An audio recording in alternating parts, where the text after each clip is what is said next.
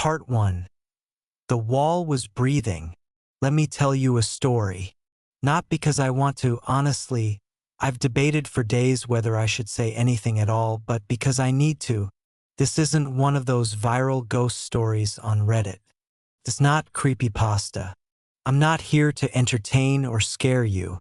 I'm just a guy who's really tired and doesn't know who else to talk to anymore. So this is me putting it all down. Maybe if I write it out, it'll stop replaying in my head every night. I live in a pretty normal apartment building in the suburbs of a mid-sized city.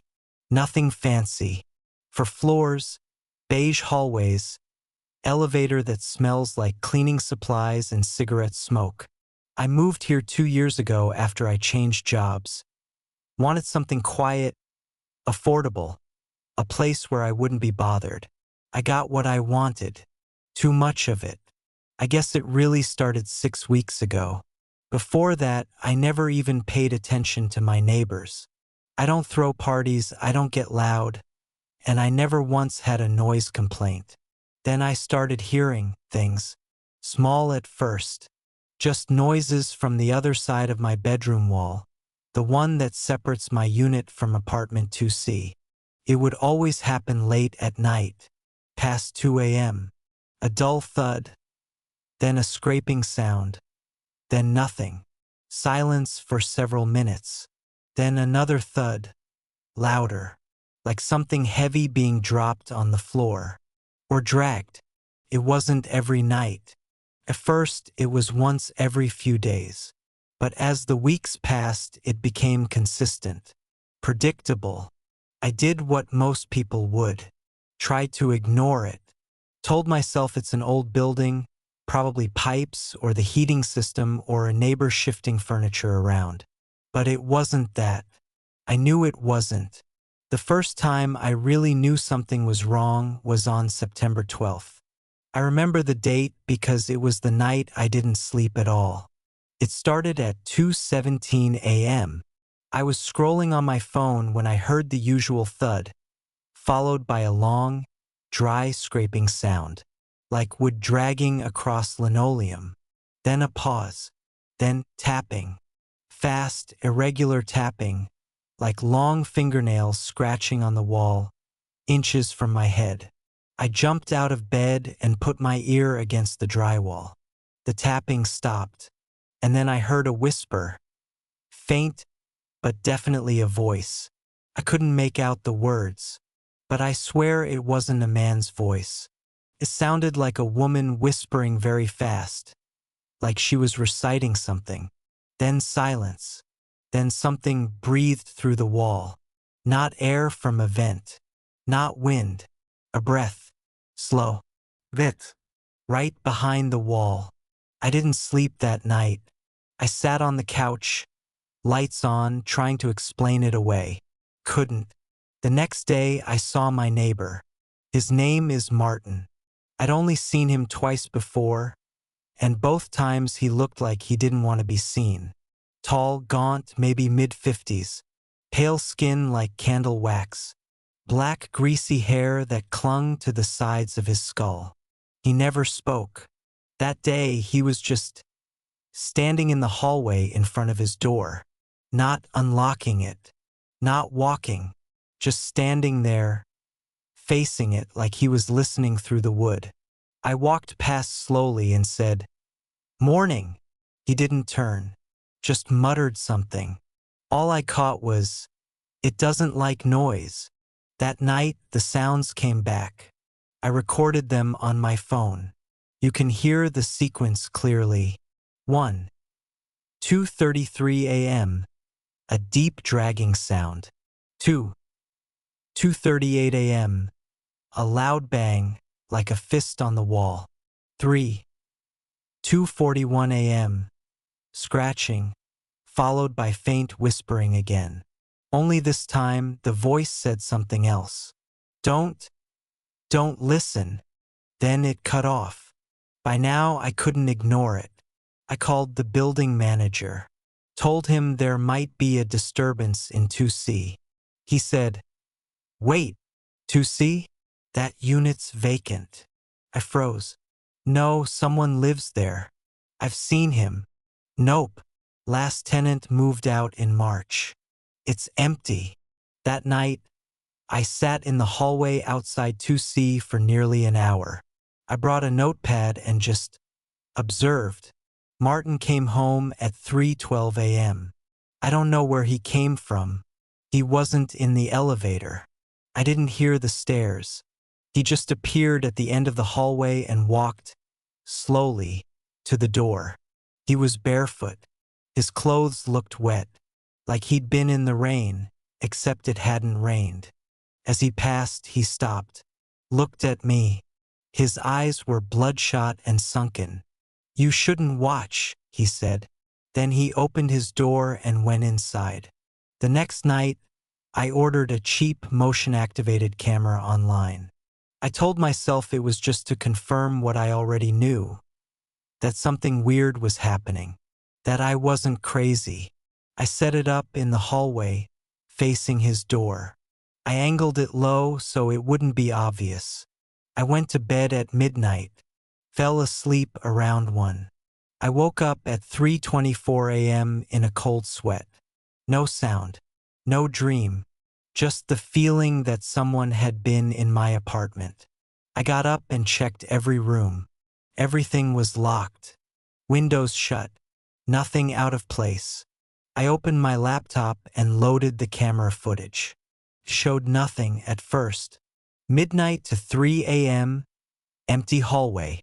Then, at 3:07 a.m., the camera triggered. Martin's door opened, but it wasn't Martin who stepped out. It was a figure, tall, slouched, long limbs that moved in a jerky, unnatural way like a puppet. The figure turned toward my door and just stood there for 2 minutes, motionless. Then it walked away out of frame. Couldn't breathe. I replayed the clip 10 times. Zoomed in. Tried to enhance the footage. Couldn't see a face. It was covered in shadow. But I could see the mouth. It was smiling. Wide. Too wide.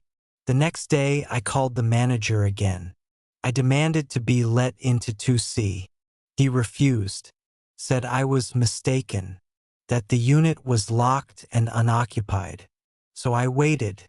That night, I took a flashlight and a screwdriver and pried open the vent cover that connected our units. I shone the light through. Empty space. Then movement. A face darted past the vent, too fast for me to see clearly. But I heard it whisper, "He doesn't let me out." I screamed and fell backward. The next few nights blurred together. I stopped sleeping. I stopped going to work. I couldn't focus. My walls felt like they were vibrating. My lights flickered. My electronics glitched. I'd find the faucet running in the bathroom, though I hadn't touched it. On the 5th night, I received a letter under my door. No return address. No stamp. Just 4 words. Stop watching the door. That's when I knew I had to leave. I packed a bag and stayed with a friend. But on the 3rd night away, my friend woke me up at 2:55 a.m. "There's someone outside the window," he said. We lived on the 3rd floor. I moved back. I don't know why. Maybe I thought confronting it would help. Maybe I needed to know the truth. That's when I bought the second camera, a better one with night vision and audio. I placed it inside my apartment this time, pointing toward my bedroom wall. The same wall where I'd first heard the breathing. And what it recorded changed everything. Part 2. What the camera saw. Let me tell you exactly what the camera captured. I'll never forget it. I can't. I've tried deleting the file, burning the hard drive, smashing the device, but none of it erases the memory from my head. That footage ruined me. I'd set up the new camera at 9:43 p.m., right after sunset, positioned it directly at the wall between my bedroom and apartment 2C. Just a standard tripod, a full battery, a 128 gigabytes card, and a note in my calendar to stop the recording at 6 a.m. the next day. The device had built-in IR infrared for night vision. No sound trigger or motion sensor this time. I wanted everything. The footage begins uneventfully. The faint hum of my ceiling fan. The occasional honk outside. You can see my bed in the left corner, lit faintly by the digital alarm clock. I fell asleep around 11:15 p.m. and didn't move much after that. But at 2:31 a.m., the room began to change. Not visually, not yet, but audibly. The frequency on the audio feed shifts, as if some low vibration started to hum in the background. Almost like the building itself was groaning. Then, at 2:34 a.m., the IR picked up a shape, a bulge, on the wall, like it was breathing. I watched the footage again and again. I even showed it to a friend who knows about editing. I didn't tell him what to look for. I just asked him to spot anything strange. He saw it right away. The drywall pushes outward, slowly, like something behind it is pressing against it. It stays like that for about 30 seconds. Then, at 2:35 a.m., a handprint appears. Not slapped, not sudden. It forms from the inside. Long fingers, palm too narrow, skin too pale, veins raised like wires. And then scratching, but not from the wall, from inside the room. I nearly threw up when I watched what happened next. A shadow enters the frame from the right near the door. It doesn't walk. It drifts. It's humanoid in shape, but it doesn't move like anything human. The limbs bend subtly in the wrong directions. The joints snap without sound. The head doesn't turn, it just rotates as if on a loose axis. It stops next to my bed. It leans over me. I never stir. It stays there hunched for 4 full minutes, watching me sleep. Then, with almost mechanical movement, it reaches out with one long finger and taps my forehead. I flinch in bed. Then it's gone.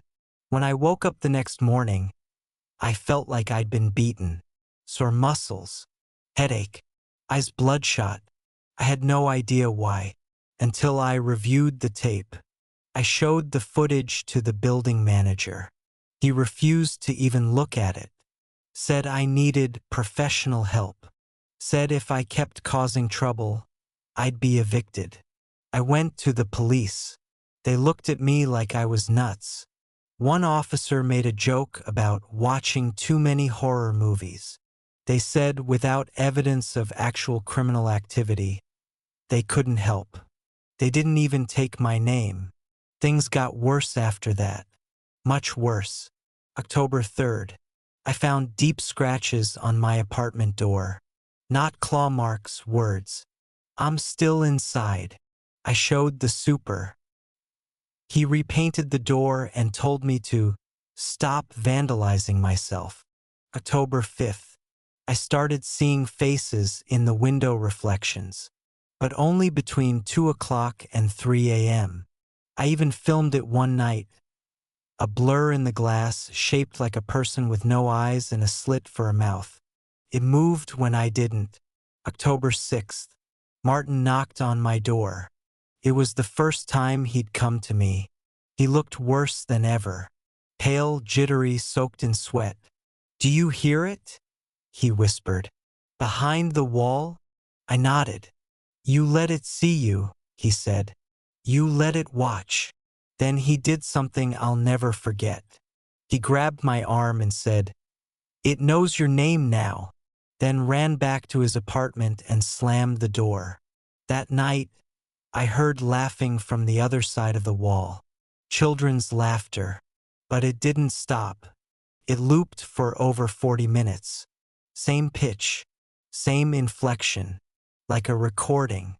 I tried pounding on the wall, screaming, playing loud music. Nothing helped. At 3:22 a.m., it stopped, only to be replaced by knocking from inside my closet. I opened it. Empty. I left it open all night. At 4:03 a.m., I heard whispering from inside the closet. It said, "You should have never looked." I moved out the next day. I packed a duffel, booked a room at a cheap motel 3 miles away, and left everything else behind. My job didn't ask questions. I told them I needed time off. They agreed. I thought I was free, but the motel wasn't safe either. The first night, the receptionist said someone had already checked in under my name, room 211, but I had booked 107. I asked who it was. She said it was a tall man in dark clothes. Quiet. Gave no ID. I didn't sleep. At 2:46 a.m., someone knocked on my motel door. I looked through the peephole. Nobody was there. But when I opened the door, there was a piece of paper taped to the outside. It was a still frame from my hallway camera. From the night, the smiling figure stood outside my apartment. Underneath was written, "You looked too long." I left the motel the next day, called my brother 2 states away, told him I needed to stay for a while. He said yes. I packed what little I had left, deleted my social media accounts, turned off my phone, and booked a one-way train ticket. It was supposed to be over, but it followed me. 3 days after arriving at my brother's house, I heard a knock on my bedroom wall. He doesn't have a neighbor. It's an exterior wall. I didn't tell him. I didn't want to drag him into it. But the next night, he came to me looking pale and sleep-deprived. "Have you ever heard scratching at the walls here?" he asked. I said no. He didn't say anything else. But that night, I saw him standing outside my room at 2:58 a.m., staring at the wall, not moving, not blinking, just listening. The next morning, I found another letter under my door. No envelope, just folded paper. This time it said, "You brought it with you. I don't know what to do anymore. I can't outrun it. I can't fight it. I can't explain it. But I've been reading, digging. There are old forum posts, obscure stories, deleted Reddit threads, web archives. They all mention similar things. Walls that breathe. Things behind the drywall. People who vanish but never leave. Whispers that know your name. They call it different things. But one name keeps showing up. The hollow guest. And tonight, something else happened. I went to take a shower. The bathroom mirror was fogged, obviously. But when I wiped it down, I saw something behind me. A man, standing inside the shower. Not reflected, but physically there. Except when I turned around, no one was there. But the mirror still showed him, smiling. I'm done pretending this isn't real. I don't know what the hollow guest is, but I know it's not done with me. And I have one more camera. This time I'm going inside to see. Whatever's behind that door, I need to see it for myself. Part 3. Inside apartment 2C. I didn't tell anyone I was going in. Not my brother. Not the police. Not even the forum where I'd anonymously been sharing bits and pieces of my experience under a burner account. I just packed a backpack, booked a night back in my old neighborhood, and waited for midnight. And when the time came, I did it. I broke into apartment 2C. Getting in was easier than I expected. I still had the old master key from the building manager's toolbox. Back when I helped him change out a sink faucet in 2A, I accidentally kept a spare. The locks hadn't changed. Of course they hadn't. At exactly 12:17 a.m., I turned the handle and pushed open the door, and instantly regretted everything. The smell hit me first. Rot, mold, something like wet meat that had been left in the sun for weeks. Clung to the back of my throat. I nearly gagged. The hallway was pitch black. I turned on my flashlight. The beam lit up the most disturbing living room I'd ever seen. Every surface was covered in post-it notes. Hundreds, maybe thousands, plastered on the walls, the floor, the windows, the ceiling fan, the couch, even the ceiling. Most were illegible, just scribbles, words repeated over and over. I recognized a few of them. Don't answer. It's listening. Stay inside the lines. IT never left. Your name is a key. Others were diagrams, impossible geometries, patterns that didn't make sense, like optical illusions, except they made my eyes hurt to look at them. I called out softly, "Martin," no answer. The kitchen looked like it hadn't been used in years. Dishes in the sink fused together by mold. Refrigerator open and empty, humming softly. Then I saw something else. The walls were wrong. I stepped closer and ran my fingers across them. They weren't drywall. They weren't plaster. They felt like flesh. I jumped back. The texture had changed. Now it felt normal again. Paint, dust. But I know what I felt the first time. I tried to film, but my camera shut off as soon as I entered the kitchen. Fully charged, now dead. Down the hallway was Martin's bedroom. The door was closed. I walked up slowly, listening. First, nothing. Then something faint. Breathing. Not mine. I turned the knob and opened the door. Inside was darkness. My flashlight flickered, then steadied. And what I saw will haunt me forever. Martin was there, lying on the bed. Eyes open. Not blinking. Not moving. Skin pale, almost translucent. His limbs were twisted into unnatural angles, like a marionette that had been tossed into a box. He looked dead. I stepped closer. That's when he blinked. I fell back against the wall. Martin's lips moved. He tried to speak, but his voice was dry, cracked, like he hadn't used it in weeks. He whispered, "You shouldn't be here." I leaned in. He looked at me, tears in his eyes. "It's underneath now." Then he convulsed violently, and something shifted under the bed. I ran.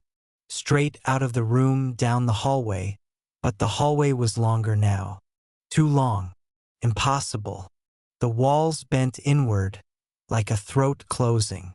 I stumbled forward, heart hammering, gasping for breath, until finally, I fell out the front door. I didn't stop running until I reached my motel. I collapsed onto the bed and passed out from sheer exhaustion.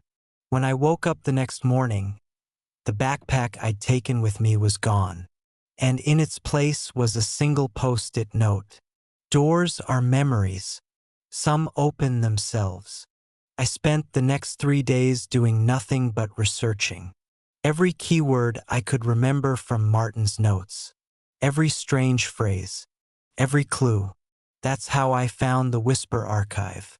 A locked section of an old message board, urban legends, folklore, deep horror rabbit holes. Most of it nonsense. But one thread stuck out. Hollow guests. Documented encounters. It had been posted 9 years ago by someone with the handle at Moths in the Walls. The original post was gone, removed, but I managed to recover a cached version. It detailed 5 case studies. 1. A family in West Virginia who vanished, but their voices kept echoing through their old house at night. 2. A man in Poland who reported walls that bled when the lights were off. 3. A woman in Mexico City who claimed her neighbor had no shadow even at noon. 4. A soldier in Korea who said he was being watched by someone behind his own eyes. 5. And finally, a tenant in a Brooklyn apartment who described everything I'd experienced. Walls that breathed, post-its, a figure watching him sleep, A neighbor named Martin who spoke in riddles and eventually stopped moving entirely. And then I saw it. The post ended with, "If you're reading this, you're not alone. It wants names. It wants memory. Do not speak to it. Do not film it. Do not enter apartment 2C. I felt sick. It had all happened before. Exactly like this. Later that night, I tried to call my brother. No answer. I tried again. Again. Then texted. No reply. Something felt wrong. I opened my laptop and logged into the old Ring account. He'd set it up for his front door camera, and I still had the password. The feed loaded. I saw my brother standing in the doorway, staring at the camera, not moving, smiling. I called the police, reported a wellness check. They said someone had already called it in. A concerned neighbor. I asked when. They said, 6 minutes ago. I checked the call log. I hadn't made a call in 3 hours. When I returned to my brother's house the next morning, he was gone. No trace.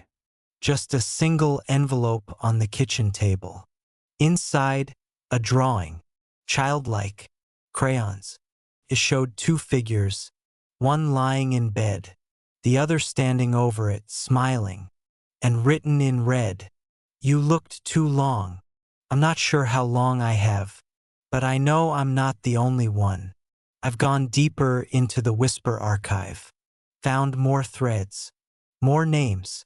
Some of the survivors are still active. Most aren't. But one user at Rapture Echo agreed to meet. Said they've been running for 17 years. Said they know how to trap it. I'm meeting them tomorrow. If I don't update again, assume the worst. If I do, part 4 will be the final chapter. Because the hollow guest is watching me right now. And tonight I'm going to let it in. Part 4. The hollow guest. Day 1. I met with at Rapture Echo in a diner on the edge of town. She looked tired, hollow-eyed, like she hadn't slept in weeks. She gave me 3 rules. 1. Never say its name. 2. Never dream about the hallway. 3. And never ever answer when it calls from behind the door. It mimics people, places, your own thoughts, but it's not human. It never was. Then she gave me a notebook. Inside a map. It showed the inside of apartment 2C, but not the way I remembered it. The hallway was longer. The bedroom was deeper. And the final room, one I hadn't seen before, was labeled The Mouth. Day 2. I started hearing things again. Knocking. From the walls. From the floorboards. From inside my phone speaker even when it was off. And whispers. Not full words. Just breaths. Like someone standing too close. That night I dreamed of the hallway. Long black. Stretching farther than physics should allow. At the end, a door. I didn't open it. But something on the other side whispered, "You already did." Day 3. I couldn't find at Rapture Echo. Her burner number was disconnected. All her posts were deleted. Even the Whisper archive was gone, as if it had never existed. But the notebook was still with me, and so was the map. I knew what I had to do. Day 4. I went back, one last time, to apartment 2C. The door was already open. Inside, the walls had changed again. Now they were covered in photographs. Dozens. Hundreds. All of me. Sleeping. Eating. Crying. Screaming. Photos from inside my home. Photos I'd never seen before. And one at the center, one that made my blood run cold. It was a photo of me standing in apartment 2C, holding the photo itself. My ears began to ring. The air turned thick, like I was breathing soup. I stumbled into the hallway, toward the back room on the map. Each step felt like a mile. The air grew colder. And then I saw it. The final door. The mouth. I opened it, and instantly was consumed by darkness. Not just lack of light. Real, living darkness. A black so thick I couldn't tell where I ended and it began. And then a voice. Clear. Calm. Human. My brother's voice. It's okay now. Come with me. I took a step forward, then stopped. The voice changed. Same tone. Same rhythm. But different words. Come into the mouth. I turned and ran. But there was no hallway. No door. No apartment. Just blackness stretching forever. And a presence behind me. I didn't look. Couldn't. If I looked, it would wear my face. If I listened, it would speak my secrets. If I stayed, it would become me. Day 6. I woke up in a hospital. They said I was found collapsed in the hallway of my old building. No injuries. No wounds. But I was screaming. They sedated me. When I came to, I was in a locked psych ward. They gave me a phone. My contact list was gone. My notes were wiped. Only one image remained in the gallery. A photo of apartment 2CS door. Except the number on the door wasn't 2C anymore. It was my own address. Day 7. They let me go. I moved cities. Changed names. Got rid of every device I owned. Started fresh. But at night I still hear it. The whisper in the vents. The knock behind the mirror. The voice on the phone that always says, "You never left." Now I'm writing this as a warning. If you're reading this and you think you've seen something, a neighbor who doesn't blink, a room that's bigger on the inside, a shadow that doesn't match the light, then it may already be watching you. It doesn't want to kill you. It wants to remember you, because it can only take those who leave pieces behind. Old clothes, photographs, screams. The hollow guest is real, and it lives where we stop paying attention. Final entry, day 10. I received a package today. No return address. Inside, a single photograph. It shows me, sitting at this exact desk writing these words. Behind me, reflected in the window, a smiling man with no face.